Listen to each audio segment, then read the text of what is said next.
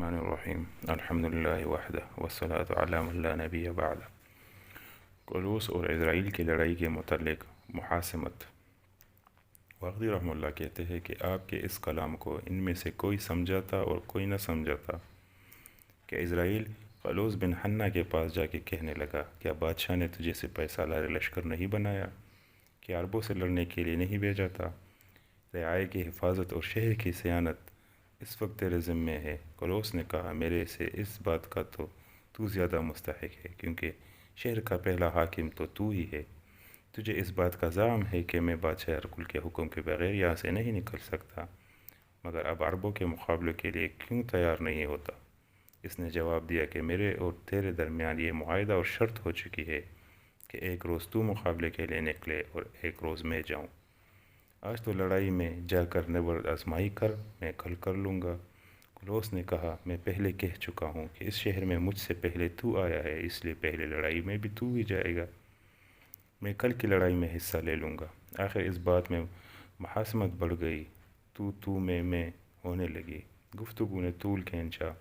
لوگوں نے اس بات پر فیصلہ کرنا چاہا کہ دونوں کے نام قرعہ ڈالا جائے۔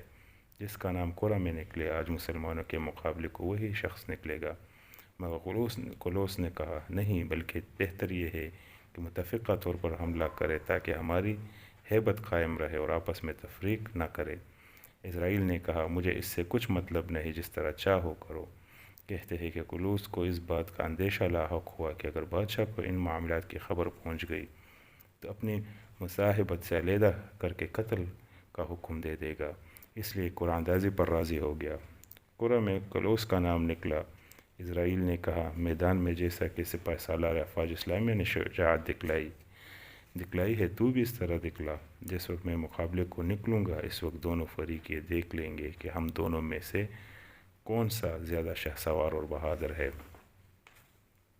واقعی رحمہ اللہ کہتے ہیں کہ اس وقت کولوس نے زرہ پہنی گھوڑے پر سوار ہوا اور اپنے ساتھیوں سے کہا کہ اپنی تمام توجہ اور قوت میری طرف منعطف رکھنا۔ اگر مجھے مقابلے میں مغلوب دیکھو تو فوراً اعانت کے لیے پہنچ کر حملہ کر کے میری جان بچا لینا۔ انہوں نے جواب دیا کہ تیری باتوں سے تو بزدلی ٹپکتی ہے، شاید ہی تو بچ کر آئے۔ کولوس نے کہا، جس کے مقابلے میں جا رہا ہوں وہ ایک بدوی شخص ہے، میرے اس کی گفتگو اور بول چال میں بہت زیادہ مغایرت ہے۔ میں چاہتا ہوں کہ اس سے کچھ کلام کرو۔ احتیاط کرنا بھی ایک مضبوط زرہ پہن لینا ہے، اس لیے اگر ایک شخص ترجمان کی حیثیت سے میرے ساتھ جائے تو بہت مناسب ہے۔ ایک نصرانی جرجیس نامی جو نہایت عقل مند، بہادر اور فصیح شخص تھا، اس نے وعدہ کیا کہ اس کام کو میں انجام دوں گا۔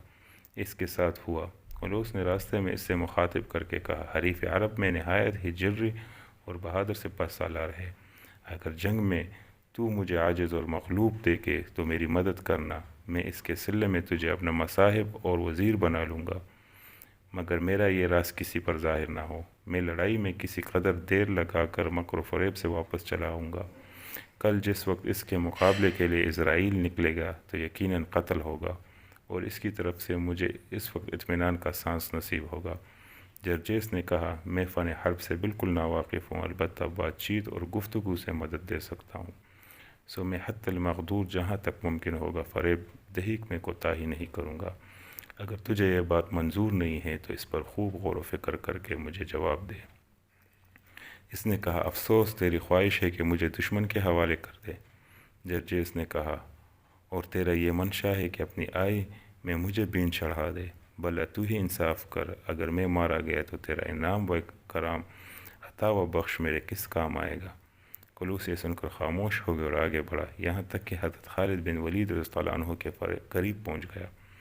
مسلمانوں نے جس وقت ان دونوں کو دیکھا، رافع بن عمیر الطائی نے چاہا کہ بڑھ کر کولوس پر حملہ کر دے، مگر حضرت خالد بن ولید رضی اللہ عنہ نے انہیں روکا اور فرمایا، تم اپنی جگہ کھڑے رہو، میں دین کا خادم موجود ہوں۔ واقعی رحمہ اللہ کہتے ہیں کہ کولوس جس وقت حضرت خالد بن ولید رضی اللہ عنہ کے قریب پہنچا تو اپنے مصاحب جرجیس سے کہنے لگا کہ تو ان سے استفسار کر کے تم کون ہو اور کیا چاہتے ہو؟ نیز انہیں ہمارے ستوت و جبروت سے ڈرا اور کثرت لشکر کی خبر دے کر دھمکا۔ ان کا عندیہ معلوم کر کے آخر کیا منشا ہے؟ جرجیس آگے بڑھا اور حضرت خالد رضی اللہ عنہ کو مخاطب کر کے کہنے لگا، اے اعرابی، میں تم سے ایک مثال بیان کرتا ہوں، وہ یہ کہ ہماری تمہاری مثال اس شخص جیسی ہے جس کے پاس ایک گلہ تھا، اس پر اس نے چرانے کے لیے ایک بزدل کم ہمت غیر شکاری کو مقرر کر دیا ہے۔ شیر گلے کی گات میں لگا، چرواہے کی کم ہمتی سے فائدہ اٹھا کر روزانہ ایک ایک بکری لے جانے لگا۔ بکریت ختم کے قریب پہنچ گئی اور شیر کے منہ کو خون لگ چکا تھا۔ وہ روز کا عادی ہو گیا۔ مالک کو جس وقت چرواہے کی سستی اور بزدلی کا حال معلوم ہوا تو اس نے اسے موقوف کر کے اس کی جگہ ایک جوان اور بہادر شخص کو جو تمام رات گلے کے گرد گھومتا تھا مقرر کر دیا۔ عادت مستمرہ کے مطابق شیر پھر آیا۔ چرواہے نے جو اپنا بالا و نیزہ لیے ہوئے طاق میں بیٹھا تھا اچانک شیر پر حملہ کر دیا اور مار ڈالا۔ اس کے بعد بکریوں کے پاس پھر کوئی درندہ آ کر نہیں پٹکا۔ یہی حال تم لوگوں کا ہے۔ ہم نے تمہارے معاملات میں محض اس لیے سستی سے کام لیا تھا کہ تمہاری قوم نہایت ضعیف اور ننگی، بھوکی اور مزدور قوم تھی۔ کانے کو چھینا، جو زیتون کا تیل چھوڑنے کا اور چواروں کی گٹلی میسر آتی تھی۔ جس وقت ہمارے علاقے میں آئے، ہمارے اعضائے کائی ہم پر ہی شیر ہو گئے۔